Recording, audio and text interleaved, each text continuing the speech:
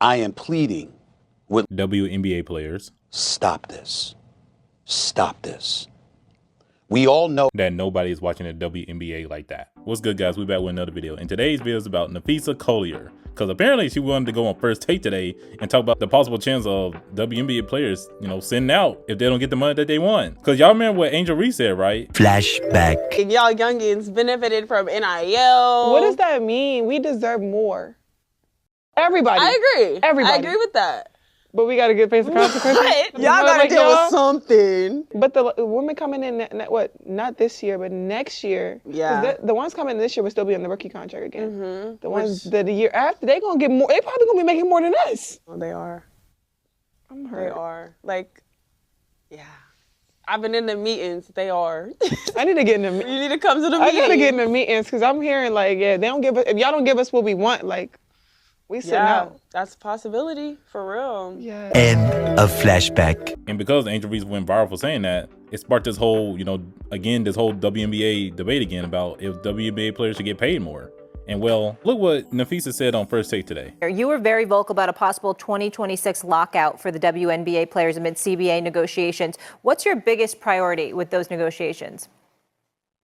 No one wants a lockout. But I think we have to stand firm in what we think we deserve in this new CBA. Mm-hmm. The atmosphere of women's sports is changing, and we think we need to get paid accordingly. And so we're definitely going in with that mindset where we don't want that to happen, but we are willing to do what it takes to get what we think we deserve.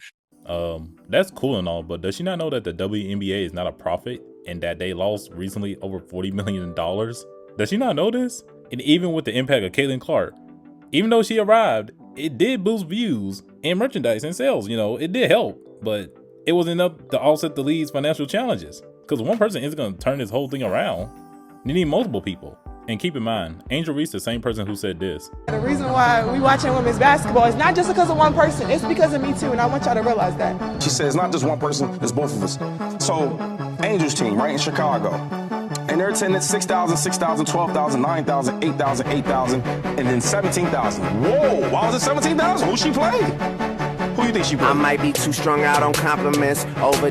Well, clearly, they might just be watching for one person. You know what? I want to bet right now, you watching this video right now, you can only name maybe a handful of WNBA players right now. And if I told you a random team, what's their team, the Atlanta Dream or something, if I told you name any person on that team right now, you probably couldn't do it.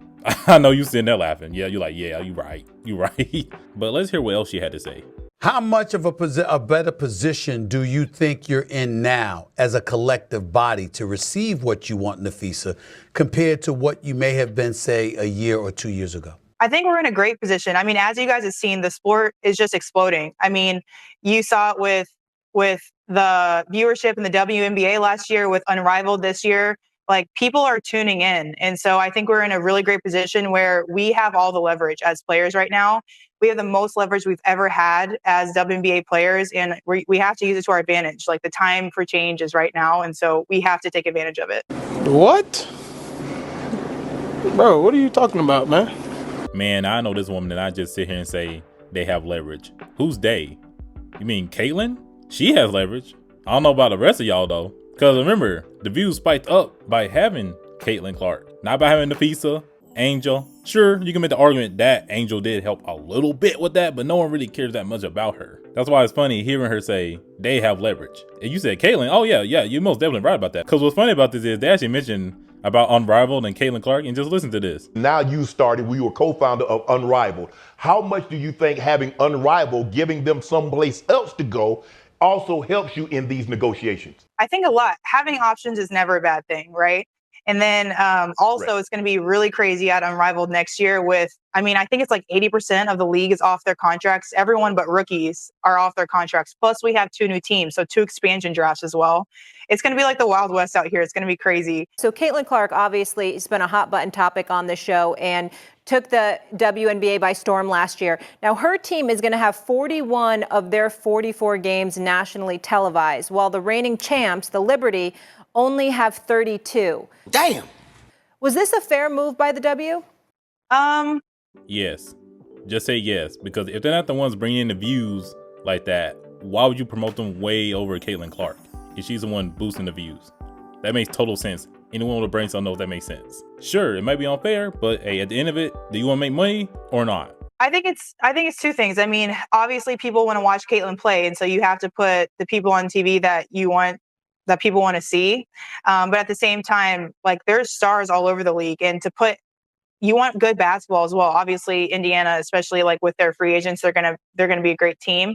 But to not have the defending champs on TV more, I think it's kind of crazy. I mean, I do think Caitlin's a star. And like I said, people want to see her, and we are trying to grow the league. Like, you need to put on TV the players that people want to see. But kind of what I said before, I don't think raising the level of the other teams has to mean bringing down Caitlin or the Indiana Fever. They should have those amount of games on TV on primetime, but I think other teams should also have more than what they have. Now let's go into the details on how Unrivaled did their first season. While not nearly as gaudy, last fall's WNBA Finals also set a record. Keep in mind, this league has been around for at least 20 plus years. The Liberty Link series peaked at 2.15 million viewers for the deciding Game 5, which New York won in overtime, while the full set averaged 1.57 million.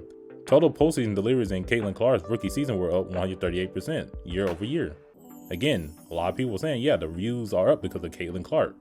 Unrivaled may not have succeeded in rostering Clark for his inaugural campaign, but it doesn't take an advanced degree in math to understand that enlisting the Fever Phenom to suit up next year will send the 3-on-3 league's TV's number into stratosphere, which I do believe that could happen if Caitlin Clark was a part of that 3-on-3 Unrivaled league. I really do believe it would go up more.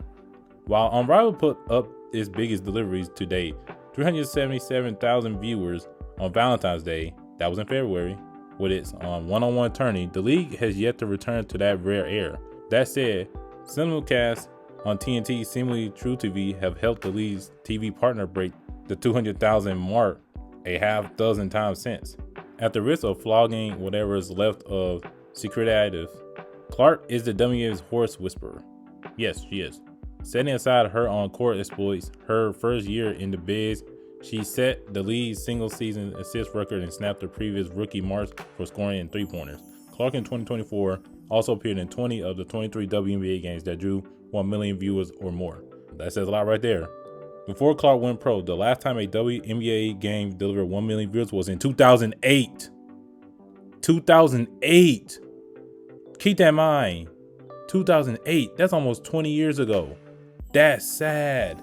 But yet y'all gonna sit here talking about we need to get paid more or we sitting. Like, what? Okay, y'all sit and not get paid. Okay.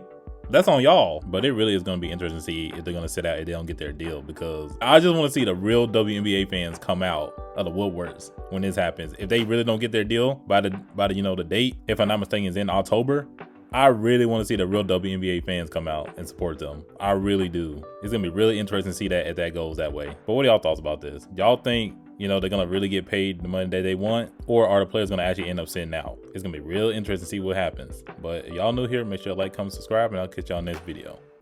Peace.